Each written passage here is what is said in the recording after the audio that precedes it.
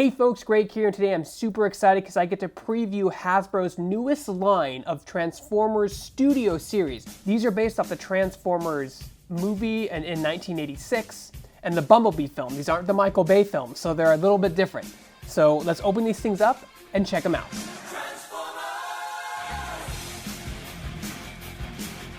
Hey folks, if you enjoyed this video unboxing and review, be sure to hit that like, subscribe, notification button. It's 3 small clicks for you, but means the world to us. Let's get started. So I'm gonna go the small ones first and then end with Sludge, going over their detail, their articulation. I'll start with their robot mode. I'll transform them off screen and then give you a preview of both the robot and vehicle modes and dyno mode as well. And we'll compare them and talk about all that good stuff. Now the first thing I wanna mention is the box casing. Now the box casing, a few years ago, Hasbro had mentioned that they're trying to get rid of plastic in all of their shipping boxes and all their display boxes for their toys. And this seems like the first step toward that. Their boxes, Ironhide's box is completely plastic free aside from the hanger on top, but he doesn't have a shield in the window so you can actually touch the toy. I don't know how collectors will feel about that, but I mean, I really do like the new packaging. Obviously, less plastic in the environment is good. But as collectors, as people who collect these things and keep them sealed in the box, I don't keep them sealed in the box. What do you guys think? What do you folks think about the no plastic move? Are these boxes good in your opinion? Are they bad in terms of collectors, in terms of collecting and resale value if you're wanting to sell it 50 or 30 years later? I know it can be difficult because they can deteriorate and get damaged a little bit easier without plastic protection. But let me know in the comments below what you think of the brand new packaging that Hasbro is doing, which is good for the environment and okay for you. That's from a Judge Dredd movie. Eat recycled food. It's good for the environment and okay for you. So we'll start with Ironhide. Put these guys down here. So on the side of the box, they have a number. And I originally thought that this number was the first appearance of said Transformer, but I don't think that's correct, only because I know for a fact that the Dinobots did not first appear in 1986. They were part of the comic line in 1985. I forget when they came out into the show. It could have been 1986. I just know their first appearance was a comic book and not the show first. So it's interesting. I'm not sure if this is the first appearance, if this is the character first appeared into an animated series.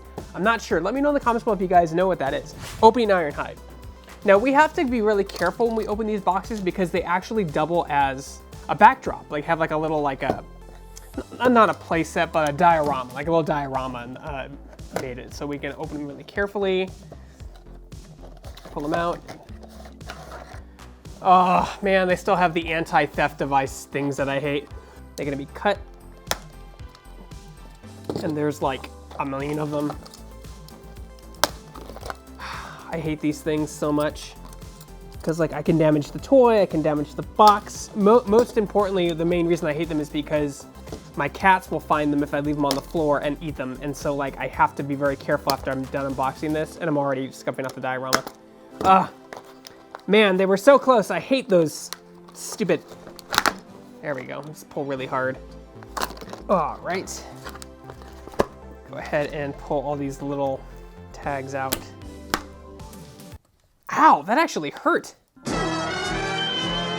So this is the backdrop, right? But it's full of holes and looks bad. That's because they have a diorama right here. It opens up like this. Isn't that beautiful? Look at that. I have to vacuum, or the cats will get into those. Surprised they haven't bugged us already. So they come with a really neat diorama.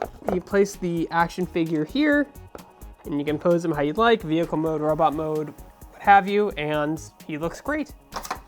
In terms of quality and plastic, he seems just as good as the Generation line of action figures that I really did enjoy. He is the same scale as the deluxe versions, because if you guys are not familiar with how Hasbro labels it, they have deluxe, which is their smaller ones, Voyager, which are like one step above this, and then they have Leader, which are the huge ones, the big ones. So they develop different scales, because Transformers are different sizes, just like in the show and the comics.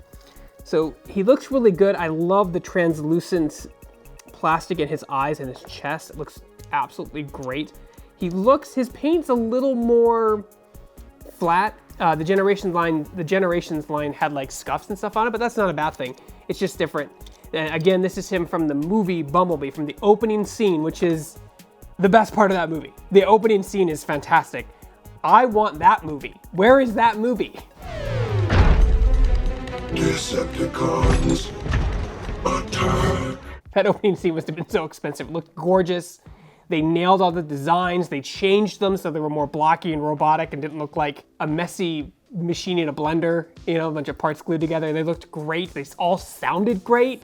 I mean, it was such a callback. It was such done tremendously well. Anyway, back to Ironhide. I love his red. His robot mode is quite flexible. He can bend at the joints. He can pivot his feet, move his elbows, up and down, left to right. They're on swivel joints, and a lot of these pieces can come off and are easily slid back on, which is a really cool design. He does come with one accessory, his weapon, and he looks absolutely fantastic.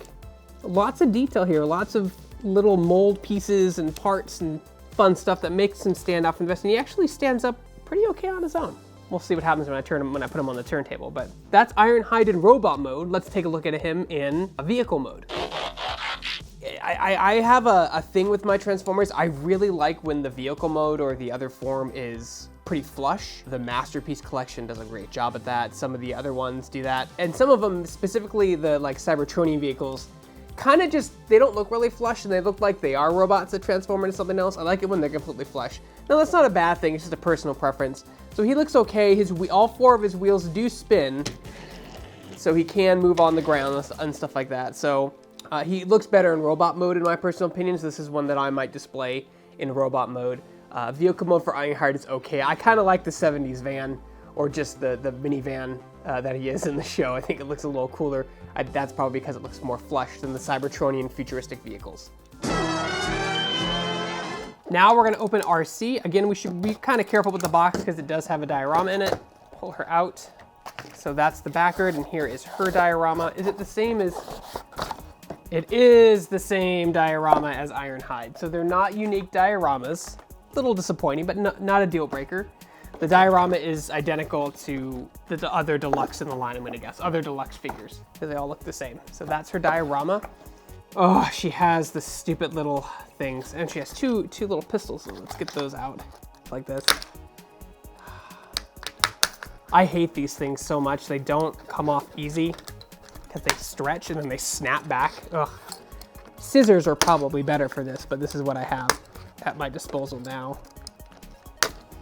Awesome, and RC is a little slender, a little smaller than most Autobots because she's obviously a Cybertronian motorcycle, or a motorcycle in the while she's on Earth. He's a little off center. The backpack makes her very top heavy. Get her guns in here. Again, nice use of color, the pink and white and gray. Of course, just like Ironhide, she has the Autobot symbol on her chest. And that same translucent, less of the translucent plastic, but the same translucent plastic as Ironhide has. Ooh, lots of articulation on her elbow. So you can swivel it and move it left to right, up to down. So you can pretty much have her in whatever pose you want. Her head also turns, which is nice. I always like the pose where they have one gun in the air and aiming the other, like they're ready. I'm already having trouble with her because I untransformed her a little bit. There we go. She's a little flimsy, just ever so flimsy. She looks great, and the dioramas, they do add like a depth. They add a lot of depth to the figure. It's a cute little thing to have. As a kid, I would have appreciated that a lot with more of my toys if they came with dioramas like that. Some of them did. The Ninja Turtle ones did, but they were never that nice because they were on the card back. When you ripped out the plastic, it would scar the card and it wouldn't really look nice. But it is nice that they have these little dioramas here, and I'll get close-ups of these for you folks too afterwards. You can see nice in detail. There is so much detail for the scale of these things. Like a bunch of little rivets and mold marks and little lines and in the molds. Everything looks really nice. She has ball joints for her feet. That's probably why she's kind of a little flimsy. Anyway, that's RC in robot mode. Let's see her in vehicle mode. Now she has, I mean, again, she's a Cybertronian motorcycle. So she's gonna look a little weird and different and futuristic, which is what she looks like here. I like my Transformers super flush. On the bottom you can see Oliver, and you can see like what clearly are her hands as the tailpipes, or what they're trying to pass as tailpipes, which is for her weapons. And she's really small, and she doesn't really look like a motorcycle. She does have two really small wheels on the back of her arms, which allow her to roll. So she can, they do function, which is great. But yeah, her design looks a little alien, which it's supposed to be. So, but like, for example, like Junk Heap, I'll take Junk Heap out. Like, Junk Heap looks like a motorcycle. This does not look like a motorcycle, right? It looks like, I don't know, like a weird futuristic version of Batman's Tumbler, which is even new. It just looks weird. Again, this is, I think I prefer RC and robot mode to vehicle form for that reason. Like I said, I'm really particular about my vehicle modes for my Transformers, so this one was a miss for me, but that doesn't mean it might not be a miss for you. The color still looks great. She was relatively easier to transform than the other three, and maybe you like the futuristic look of the Cybertronian vehicles. I personally like the Earth vehicles a little bit better, but that's just me. So that is RC. Now we're getting into the bigger boys. This is the Voyager class, slightly bigger scale than the Deluxe class. They're a little bit more expensive because they're big, and this is Junk Heap from the Transformers movie, the movie that scarred a generation of children. I kid you not. I have read stories and heard stories of parents having to pull their now adult kids, who are adults, they were kids back then, out of the theater because they were crying because Optimus Prime literally dies in that film. In the opening 20 minutes, they kill off so many Autobots because they needed to make more toys.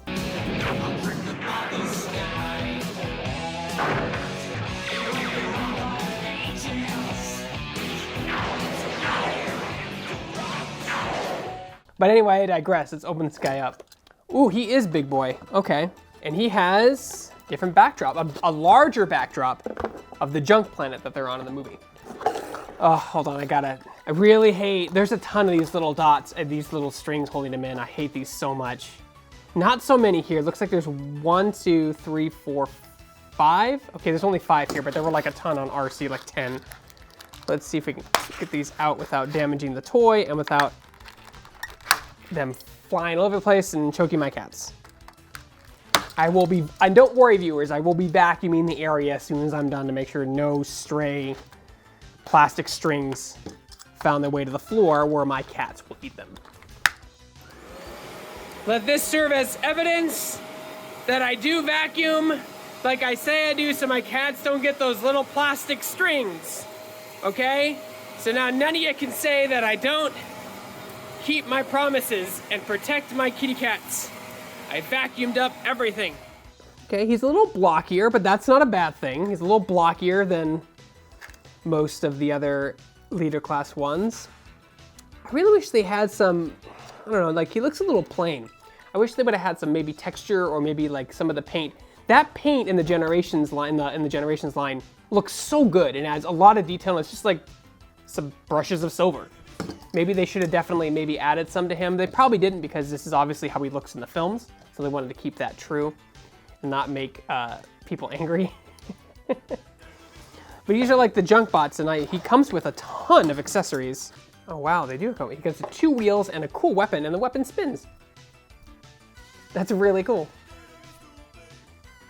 It's like fundamental weapons that actually spin and work. That's really fun. Of course, you guys may know this famous scene from the movie because they play Weird Al's Dare to Be Stupid. It's where I heard it the first time, before there was Pandora and Spotify being like, you had to either have the cassette tape or the CD or listen to it on the radio when it came on. So I heard it in the movie for the first time, which is really cool.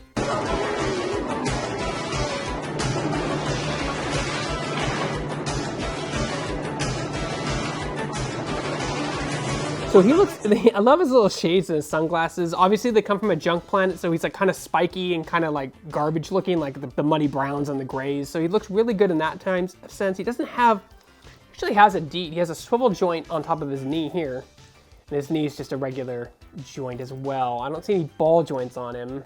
Yeah, no ball joints on this man. It's all swivel and hinge joints. He has a gorgeous backdrop of his junk planet junk.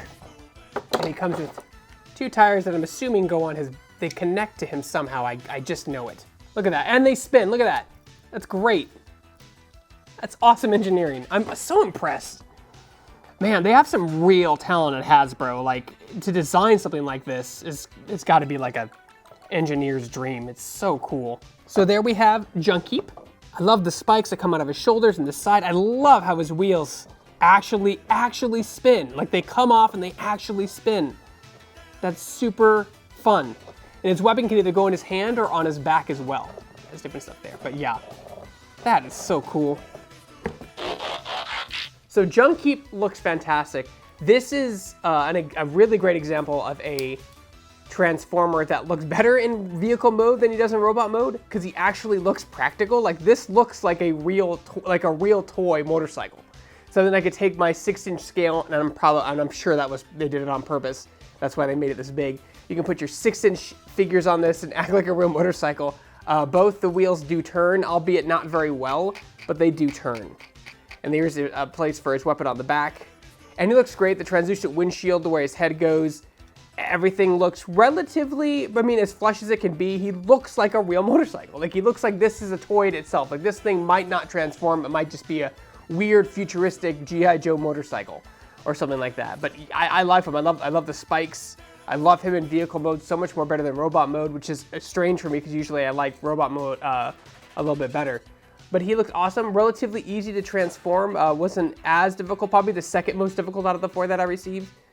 But what's really cool is, he can lay on his side like that, or that side, right? Lean down, so, you can move him like this. Like I said, the wheels turn, but just not very well. He has hidden kickstands underneath his vehicle form. So you click these kickstands up. It's a really cool little detail, and then he sits straight up. So yeah, Junk Keep in vehicle mode. I prefer the vehicle mode over the robot mode. Really interesting. I love the way it looks, love the way it's designed. This can go with like so many different 6-inch scale action figure models. You can put the Mandalorian on here. Well, I guess they're a little bit smaller than 6-inch, but still you could put different action figures on there and actually play with them, which would be kind of fun. So yeah, Junk Keep, prefer the vehicle mode. Think it looks really great. Weep, grana, weep, ninny bong. Ba weep, grana, weep, ninny bong. And now finally, for the grand finale, we're gonna look at Sludge, who is in fact a Dinobot. The Dinobots were great. They were super fun when they came out. I remember them being super hard to find. And if one of my friends had, one of my friends had all of them, and they were really good. They were really cool bit looking back then to a kid. I was more of a Constructicon man myself. I liked the Constructicons. I thought they were funny. All right, here we go. Now they have some wooden ones. Oh, he looks great. He looks like an 80s Transformer. I guess that's the purpose. A huge diorama for him. Look at that one, it's huge. Let me get him out of his prison. See if I can cut these back here a little easier. And here is Sludge, and he is a big chunky boy. Rightfully so, as the Dinobots were the answer to the Constructicons. So obviously, both sides have to have their big robot, or multiple robots that have a theme, and this one with dinosaurs and of course construction equipment. Dinobots transform!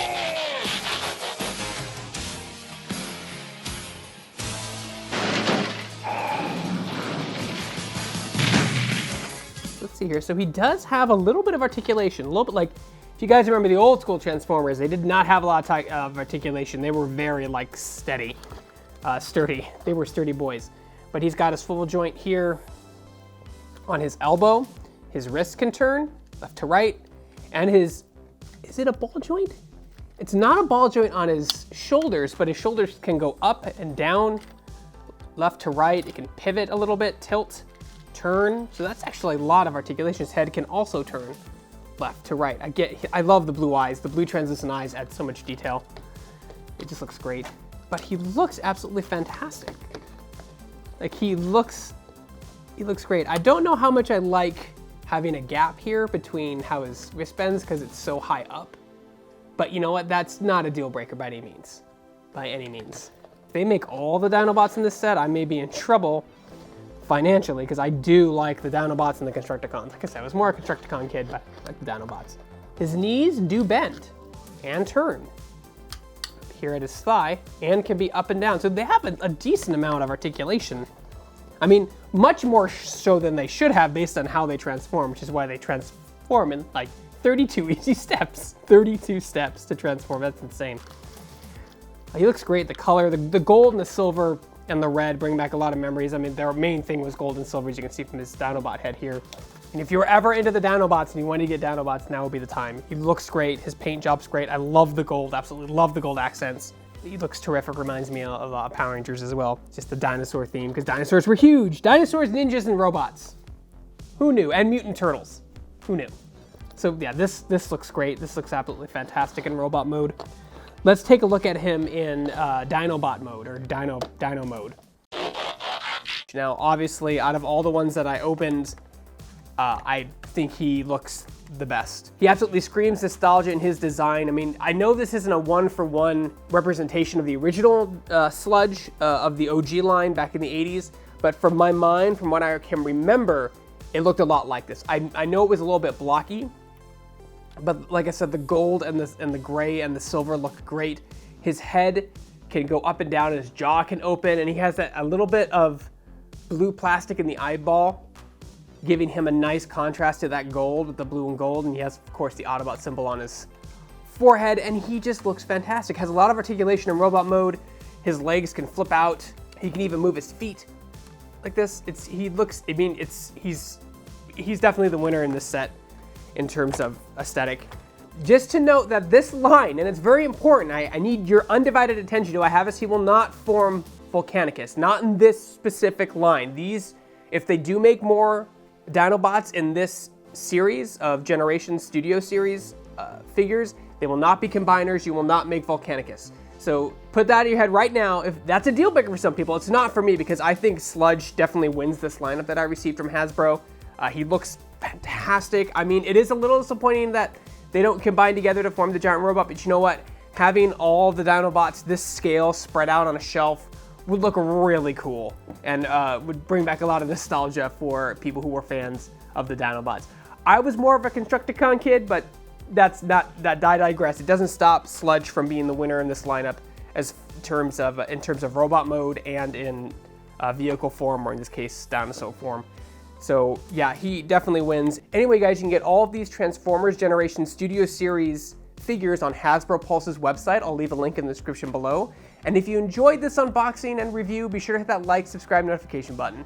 It's 3 small clicks for you, but means the world to us. For more unboxing and reviews, you're already in the right place. You're on Shacknews.com. No, you don't, Megatron! Out of the way, Hot Rod!